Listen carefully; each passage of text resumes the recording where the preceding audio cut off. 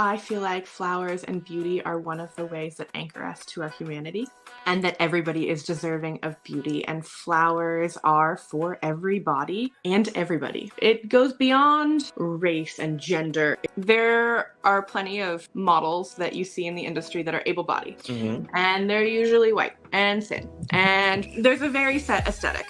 And I don't remember the last time I saw a model in a wheelchair or with a cane. It was really interesting to see just how deeply rooted our perception of what a disabled person or what an able-bodied person looks like. Wearable flower art, Brenna's artistic fusion between sculpture and floristry. Brenna's work is a symphony of nature and imagination. Art isn't meant to be that. It's to create conversation and make you think outside the norms. People who aren't able-bodied to be timeless. I would love for that to be so accepted that it's just beauty as we've always known beauty.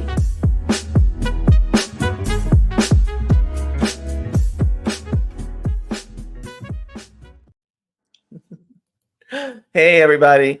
We're going to be talking about wearable flower art today because I think wearable flower art transcends the boundaries of tradition, weaving nature's elegance into a living tapestry that kind of celebrates human expression and creativity.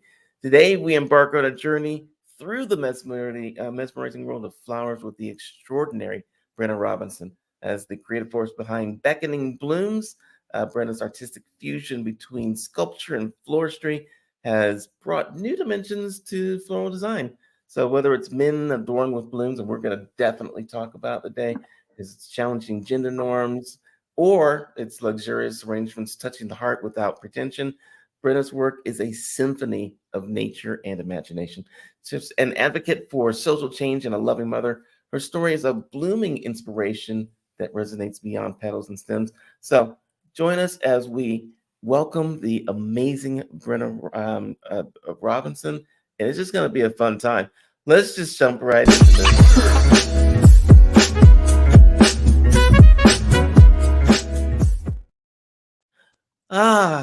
We are back. How are you doing today, Brenna? I'm well. How are you? We're having a day, aren't we? We're having a day. We're having a day. Thank you so much for having me on this day. On this day. Hey, who do you want to do a shout out to? Let's start that way. We'll get them happy. Do it for my tiny human. Your tiny human? My tiny human, my daughter. There you go. I love that. And I want to do something a little different today. I also want to do a shout out because I think our number one fan, Alice McAnally, it's her birthday today. And I just want to say, hey, Alice, thank you for following us. Happy birthday. And just have an amazing time with Caden and the rest of the family. Okay. Thank you, Alice, for following us and love you. Talk to you soon. Happy Yeah, birthday. as a matter of fact, one of these days we're going to get Alice on the show. That'd be really fun. It would be. She says no, but we never know what might happen in the future, right? We could flower all three of you. There we go. So let's jump into it today. So let's talk about some flowers and take us back to the time that it was like your very first memory of flowers. Like, what was your childhood like with flowers and why flowers? I grew up in Indonesia, and so the color and the rich texture plays a role in the art that I create now. But my great grandmother was a florist, and so I grew up enamored with my mom's wedding flowers, and it kind of was like the base foundation for this love. I was a ceramic and wire sculptor before, and this kind of was like this. It kind of translated over. Okay. So what was it about your great grandmother's flower shop and that got you going? And then does it still influence you today? My mom recently sent me a photo of her in front of her shop. Uh-huh. It was like her third stage in life. And I actually shop at one of the wholesalers that she used to shop at, which is really fun. But they just, in my kid mind, felt so grand and over the top. And it was just wonderful to go back and look through and like, oh, your grandma made those for you. I don't know. There's a part of it that makes me feel not only connected to nature, but to my family history as well. I got you. So you have a background in what, ceramics and in sculpture? Yeah. And okay, so how have those like artistic skills like kind of fused with your floral designs? A lot of what I do, the mechanics at the bases require Mhm. a lot of, they're called armatures, and I use chicken wire as a base to build out, especially on my headpieces. So a lot of the same mechanics that I used to use and translate really well over. Gotcha. You just had a little bloop there, so we're Oop. just gonna pretend that didn't even happen.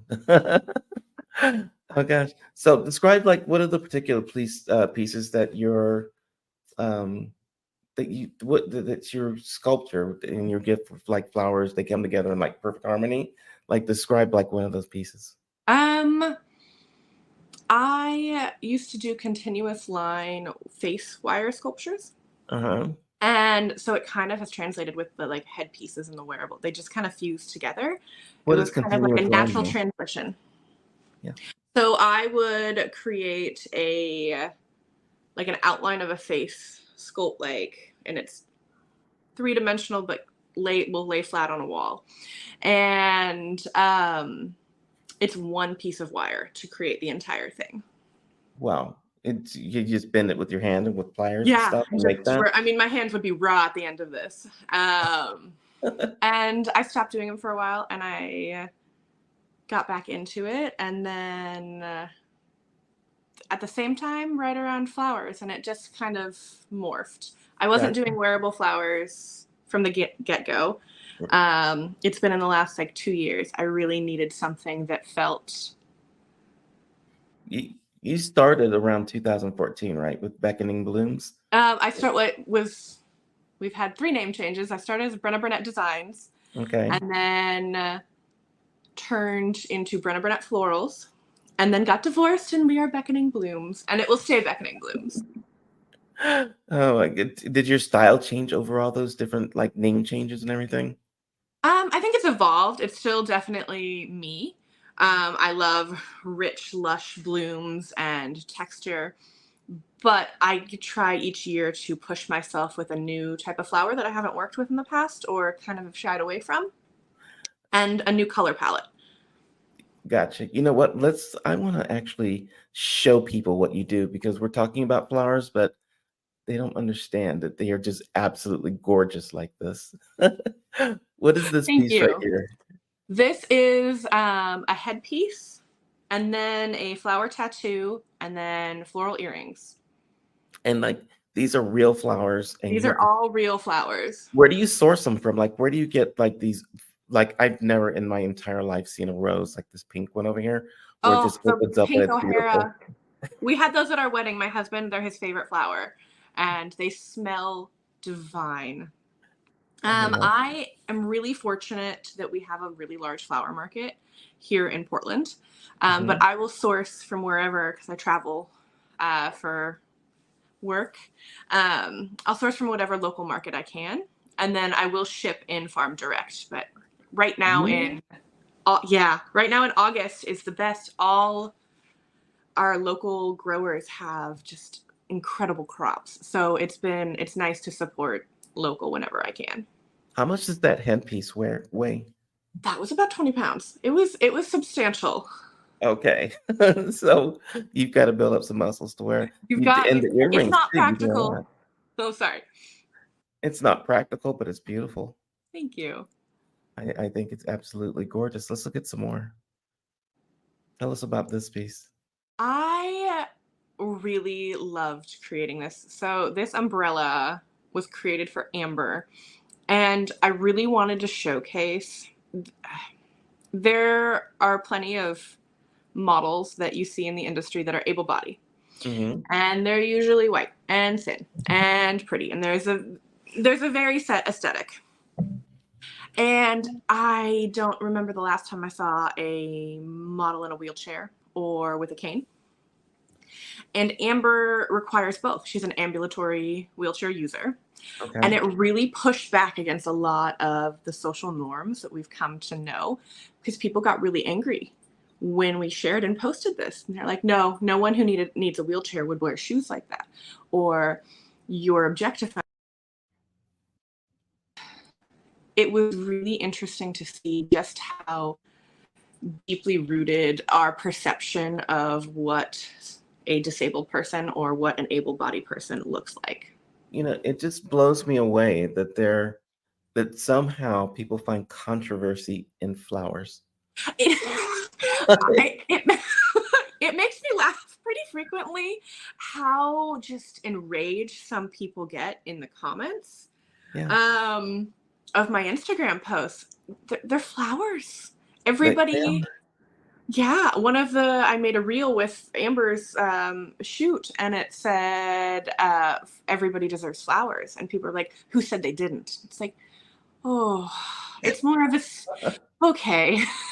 I might need a drink to dissect all of the layers of this one. I'm going to show a couple more, and then we're going to talk about men wearing flowers because that blows me away. But That's my favorite. yeah, this right here, the piece on the left, we're putting this whole piece together right here with the dress and the headpiece. Yes. That is actually former WNBA star Kim Hampton. Okay, And Kim she Hampton. is fantastic human being and a friend. And I feel really lucky to have her in my life. And this is 60th birthday. Uh-huh. We did this living flower dress. And she rocked it. Can you like other than like the runways, because you just did Paris, um, London. London, Yeah. you just did London. What can you wear this around? Like if you were going to go to dinner, can you wear this to dinner and people are like, "Oh my God, look at I this." wouldn't recommend it. It's Okay. beautiful. I would not want to sit in them at all. Okay. This is much more practical, or like, it's much more beauty than practical. And it is beautiful. If you I want to go, yeah. yeah, I love these. What about the cotton candy? That is so Cotton fun. candy is just a headpiece for just showing options. Like, it's not going to be practical for an everyday wedding, Hmm. but for somebody who's like, you know what, we're doing an elopement or we're doing a really, really intimate event, and I'm not going to be wearing it for an 8-hour day, but I want something where I'm not carrying a traditional bouquet. A headpiece is perfect. That's beautiful. And now we're starting to get into controversy here. We are dancing the line. I love all of these. Whoever's doing your photography is amazing. So this is good stuff. The Queen Mojo, who was one of my favorite models from London Fashion Week, has got the headpiece on the left in the white dress, and Hmm. but that photo was Ed Grover, and the middle one is Shuttergram Portraits, who I love and work with so often, and then the one on the right is Karina, and she was my wedding photographer. Round Ah, two. nice. So let's talk again. I still cannot believe that there is controversy around flowers. And the picture in the middle, I just love. I wear baseball caps, but this hat right here could get me to wear something different. Ooh, I And will happily flower you in a hat like that. I know, right? Now let's talk about these right here. You get actual hate on your Instagram because of some of these pictures. What is up with that? How does that even happen? I don't know. The tie in particular right now seems to be the hot one I'm getting the most negative comments on. It depends week to week, but that one's consistently the last couple. That people are just like, it's not practical, it's ridiculous. I'm like, well, art, no, art isn't meant to be that. It's to create conversation and make you think outside the norms of what you would consider a tie to be. Yeah. Or men forever have just been given a boutonniere. Great, done. And it's expanded to this like floral pocket square, which, like, well, that's great. But what if you're a woman wearing a suit? Or what if you are identify as a man and you love flowers? You should, Mhm. what, your choices are a bouquet or. So the pocket squares have evolved to the lapels and the ties, and I've been really loving kind of pushing the limits of like, hey, what can we do next? Where can we incorporate art into these beautiful big life celebrations that every gender deserves flowers, not just a bride? The one in the middle, I would totally rock. I love this piece. Now the problem is, of course, I'm in Texas and it's 108 degrees out, and we don't have flowers like this right now. You would be surprised. These hold really well. That Thai is mostly succulents and air plants, Okay. and So they hold. would you ever, this is probably blasphemy, but if people liked this and they said, oh my gosh, I've got an order for 50 of these, would you ever consider doing them in a, what, not plastic, but whatever it is that you just silk and whatever to make these, Yeah, wear them? I have a couple orders for the like silk lapels, Uh-huh. and I don't really have an issue with silks like most people do.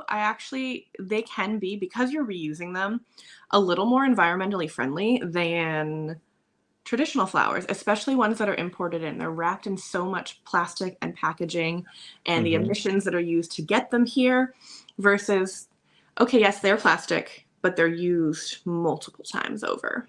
Gotcha. When you went to the fashion show, did you take flowers with you or did you source locally? Everything was sourced locally. How do you do that? Did you have to arrive early to be able to source them or what? Oh, it was a wild experience. I had an assistant, shout out to Paige Elliott. She's amazing. She went a day early, and I'm ordering flowers with her from Uh-huh. 30,000 feet in the air. So she's at the New Covent Flower Garden, flower market. And she's like, do you like this? Do you like this? I'm like, okay, get this, this, and this. And then she had to fit it in a cab and get it back to the Airbnb. Oh my God. Yeah, but it I try to always source locally wherever I'm at. Mhm. And then with London, I couldn't take anything in. Trying to smuggle like pre-greened lapels would have been no, officer. I'm not bringing in outside product. No, no, not that. So, do you sew the flowers together? Is there like special stitching stuff that you have to buy, or? I use Oasis cold glue. It's a flower glue, and I've tried every different type of flower adhesive, and Mhm. Oasis is my tried and true. There you go. We went on a journey to make sure we got it. They're located in England, which was really lucky, but it took like 2 trains and I think a cab and a long walk for Paige to go pick up the 2 boxes of glue that I had ordered ahead of time. So, shout out to Paige. Shout out to Paige. She is a rock star. Oh, that, now let's keep talking about this controversy thing because I still don't get it. But I don't either. you also support Black Lives Matter. You I support do. LGBTQ rights. You are like in the thick of all the things that people want to just complain about. Isn't that Why? amazing that just getting to exist as yourself is something that people get angry about? Yes. It's It, it's it's really wild to me when people decide that it's okay and when it's not and when they're going to give the hate. I got on the wrong side of Instagram apparently with the comments. Because it wasn't there when I protested in 2020 and Portland was crazy and we were tear gassed and mhm. I got shot with a ricochet flash grenade. But sharing all of those stories, there wasn't hate. But then you push the boundary a little more and it's men deserving flowers and outrage and a lot of comments about, well, the day's for the bride. Well, what if the day doesn't have a bride? What Mhm. what does that look like then? So when men wear the flowers, do they receive the hate themselves also? I have not noticed that. When I post and share it. Hmm. Um, I'm not sure if I mean I don't think on their wedding days they're getting hate because the people they're surrounding themselves with love them and support them and they're here. And in person, everybody seems very excited. But the internet, you can hide behind a keyboard and just spew whatever impulsive thought comes to your mind. So I'm not going to guess, even though I think I have an idea, but I know who, where you're going. which group of people are the ones spewing the most hate? Ah, that would be middle-aged white women. Dang it, I thought it was going to be some. No, that was who I guessed. It's funny, I went in my blocked list on Instagram last week and I was Mhm. looking through just like doing a once over and it comes with like a list of suggested people to block. And all of them were middle-aged white women, and I don't know any of them, but it was just interesting. It was like, based on the accounts that you have blocked, here are some suggested ones. Gotcha. Here, and by the way, just for people who popped in late, I'm just going to show this again because they are just beautiful. These are the ones that you have for men, Yep. um, and Or I or women or or women who, non-binary who wanna wear suits. yeah, doesn't matter.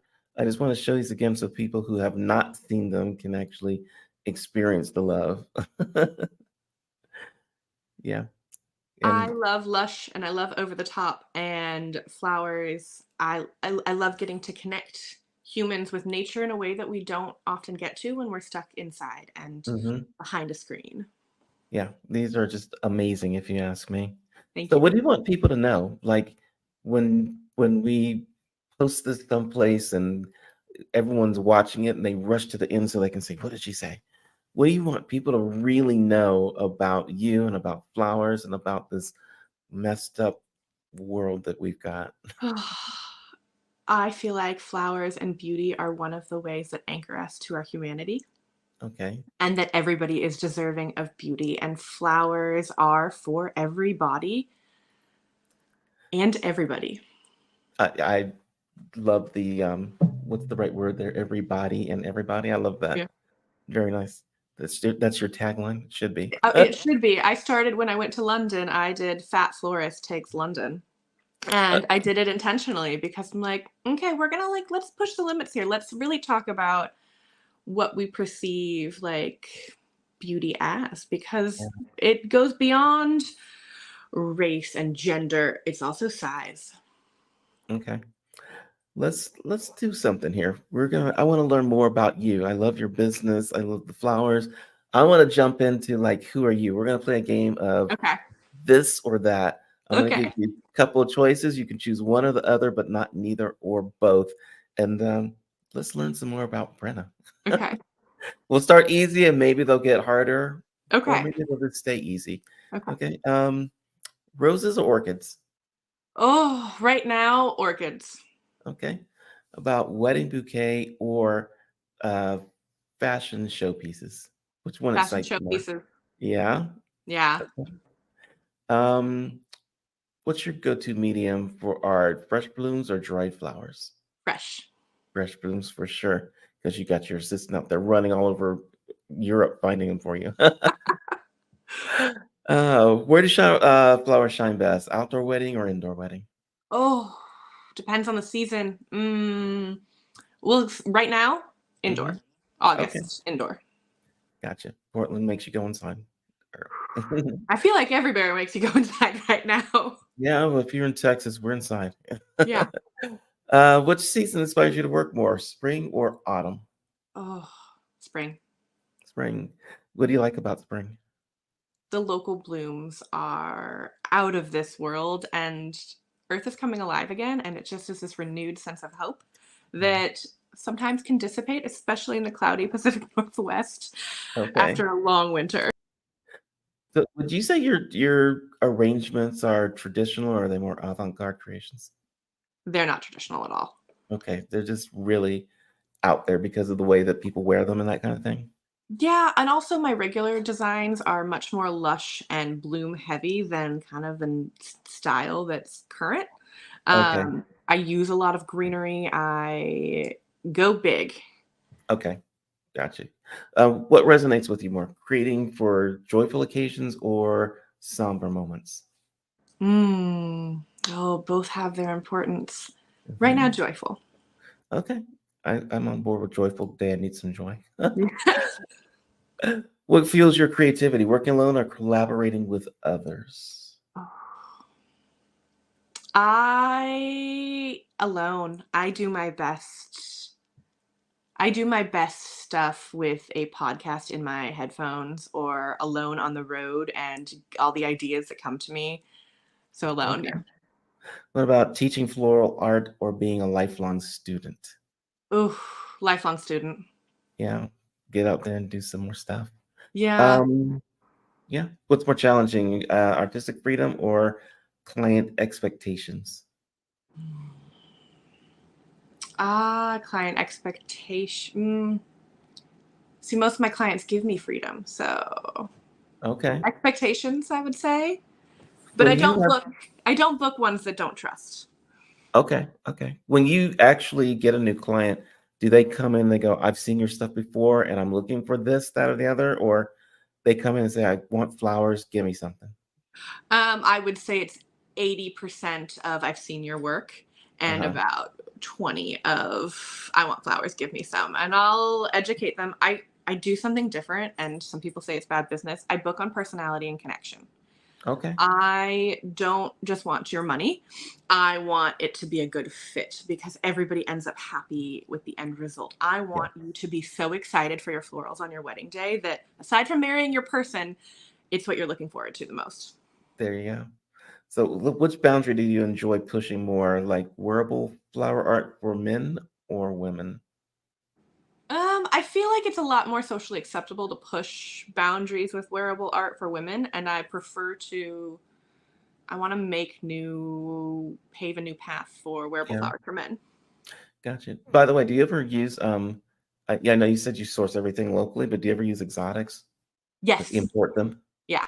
I mean, orchids, we have a local grower, but there are, I import whenever I need to, obviously. Local is the preference, but if I need to Okay, make something happen, I make it happen. gotcha. What drives you more, social impact through art or business success? Social impact through art. There you go. I like that. Um, what's more important to you, flowers for beauty or flowers for social statements? Flowers for beauty. Okay. Where do you see yourself? Um, creating timeless pieces or trend-setting designs? Oh, can't they be the same? They could. You could explain it.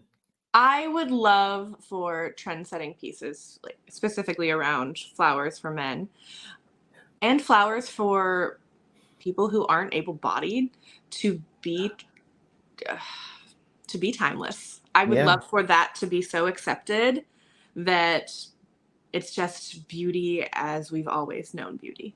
yeah. I love that. What speaks more to you in your art, nature's fragility or nature's strength? Nature's strength. Yeah. What's your ultimate goal? Connecting people or challenging norms? Oh, aren't they one and the same? They can be, right? I, for me, I feel like it can be both because when I connect people, I know I'm not supposed to have a both. When I'm the worst person for this. No, you're actually doing really good. Some people just like have to choose both every time. When I connect people with beauty, I feel like and transcend those social norms. Okay. I got a couple more for you. Which is more complex, balancing motherhood with entrepreneurship or balancing art with activism? Mm, the first one.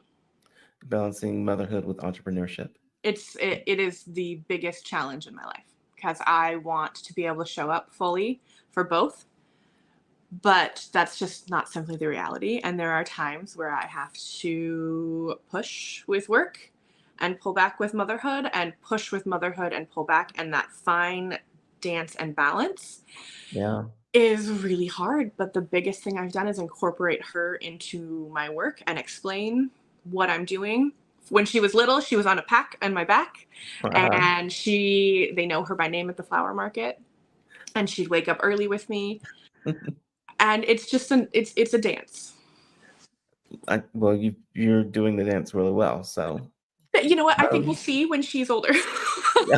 Only time will tell. I hope so. I got two more for you. What guides your philosophy? Preservation of nature or transformation of tradition? Ooh, transformation of tradition. Yeah. Last one. Um, what does wearable floral art mean to you? Is it art as therapy or art as revolution? Mm, art is therapy. Yeah. Yeah. Tell me more about that.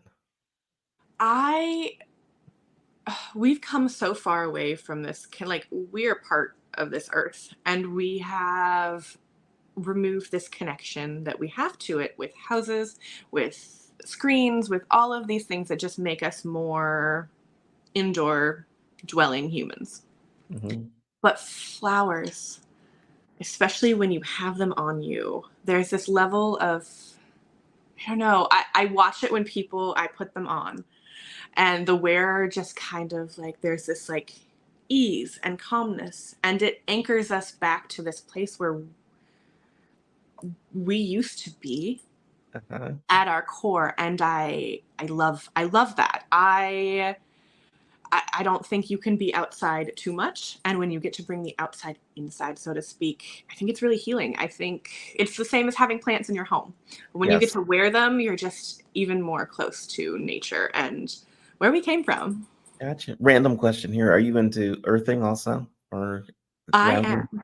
Grounding, Ah, yes. I will do that on really stressful weddings. I've actually started to teach. I've got a couple florists I mentor. And anytime they're like, I'm so stressed, I'm super anxious, I'm like, okay, go ground yourself.